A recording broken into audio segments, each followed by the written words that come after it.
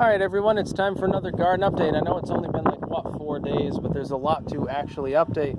Starting off with the chamomile there, you can see that's self-explanatory. When it starts to do this, when the little branches start to bend up, they're going to flower fairly soon, and each one of them will put out a flush, and then they'll branch out even further. So it's pretty great. You can see the turnips need no explanation. They're growing quite fast. Some cabbages in there. There are beets on the other side, but they're fairly small. This is an eggplant. Now, I've never tried one of these before. There was sort of a little empty spot. I killed a couple of turnips and just sort of cleared it out and decided to plop one in. I don't know what it'll do, but we're going to see. It's experimentation time. Swiss chard everywhere. This is basically the boiled salad garden. 3 rows of beets. Lots and lots of herbs. Most of these are doing well except for the sweet basil. Still looking a little peaked, but it should be fine. Back there, basically in the center. Everything else is going well. The thyme, English thyme, German thyme, and lemon thyme, actually, which I never knew existed. We planted some garlic today all over the place. We're going to see how that works.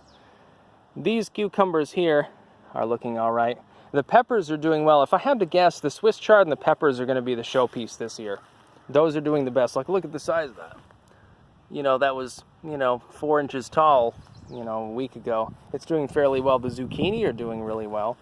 These ones looked a little peaked, but this one actually puffed up overnight, and I'm thinking that maybe the nettle wash was responsible. I have no clue.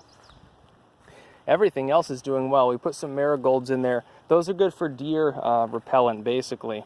I didn't get my mold begone yet. The castor and peppermint pellets that actually work really, really well.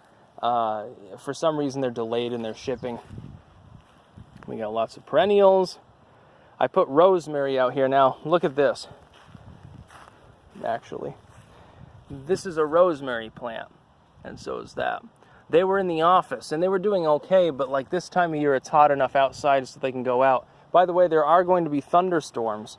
So I didn't even water anything today. For today, like, late in the evening, and tomorrow, it's going to be non-stop rain anyway. I don't want to waterlog things and get them all messed up. So many plants. So many herbs, like these chives, like you go to the local cafe to get a bagel. You take a few of these, and actually, we did that. It was so great. It tastes so good. Trust me, just take a handful of chives and mince them up really fine, put them in a little baggie and bring them to your cafe and just sprinkle them all over your bagel and, see what they say. Pretty soon they'll be stocking chives, trust me, once they get a taste of it.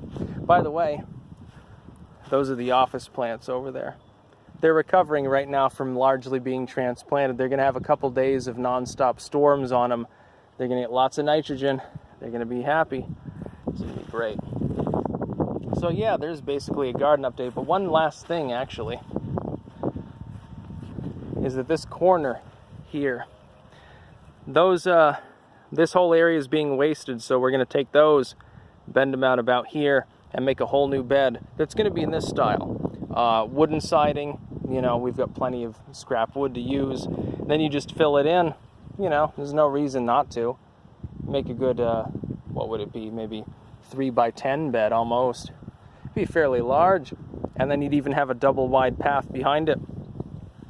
No reason not to put a bunch of more peppers in, or some tomatoes or something.